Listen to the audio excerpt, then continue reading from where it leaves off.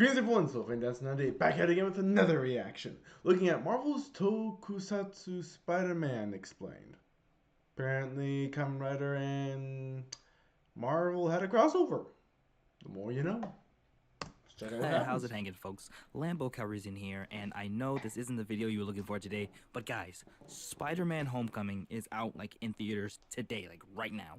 So in the spirit of my excitement for this movie, and hopefully a Marvel classic, let's talk about the time Toei and Marvel got together in the 70s and made what I like to call Toku Spider-Man. Well, everybody called it Toku Spider-Man, but not with that exact. You know what I mean. Let's get started. Getting right into it, the TV series aired from May 17, 1978 to March 14, 1979, with a movie being shown at a film festival on July 22, 1979. It was produced by the Toei Company, of course, and was slightly based off the Marvel Comics character of the same name.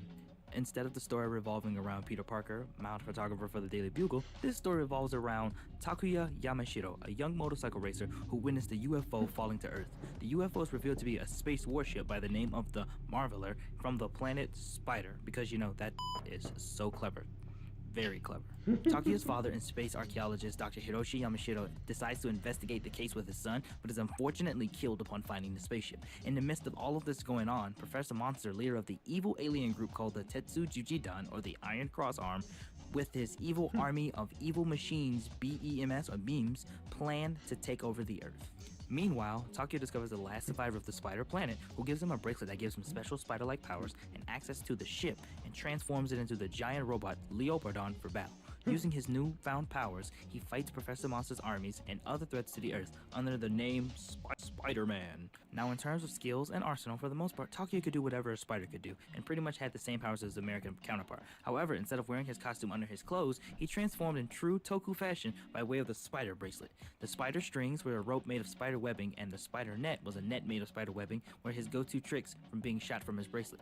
Spider-Man had a flying car called the Spider Machine GP7, but the coolest thing he owned was his own personal mecha called the Leopardon. Now, this is the coolest part because not only did he use this to battle all of the evil machine beams when they went giant, but this single idea for the series added giant mechas for combat in Super Sentai. That's right, folks. Super Sentai wasn't the first Toku to introduce giant mechas. It was f***ing Spider-Man.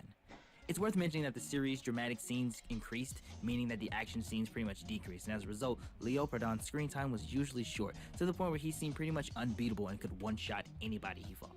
After his series ended, there were rumors about the Toku Spider-Man getting a second series, but unfortunately, that didn't go through. We wouldn't see any other real news about Toku Spider-Man until we started reading Spider-Verse, believe it or not, where all of the Spider-Men from different dimensions came together in order to fight an evil villain. And guess who had a giant robot fighting some of those evil villains? That's right, Toku Spider-Man. They even got the pose down and everything, so shout out to Marvel for doing that right. But I think I'm going to go ahead and wrap up this video here. I know it's kind of short and this isn't the video you guys were looking for today, but this is just something I wanted to put out since Spider-Man came out today. Spider-Man's awesome, and hey, Toku, it's part of Toku, so Hey, I got no complaints. That was pretty good trivia there. Spider-Man had a Toku series, let's talk about it. But if you enjoyed this video and you guys like it a lot, go ahead and hit that thumbs up.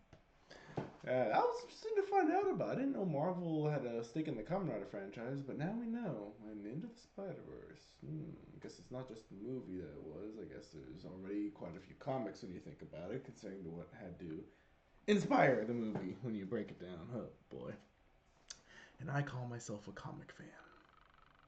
I am ashamed of myself. Anyway, you guys take care. I'll see you all in the next video. You all take care. Bye.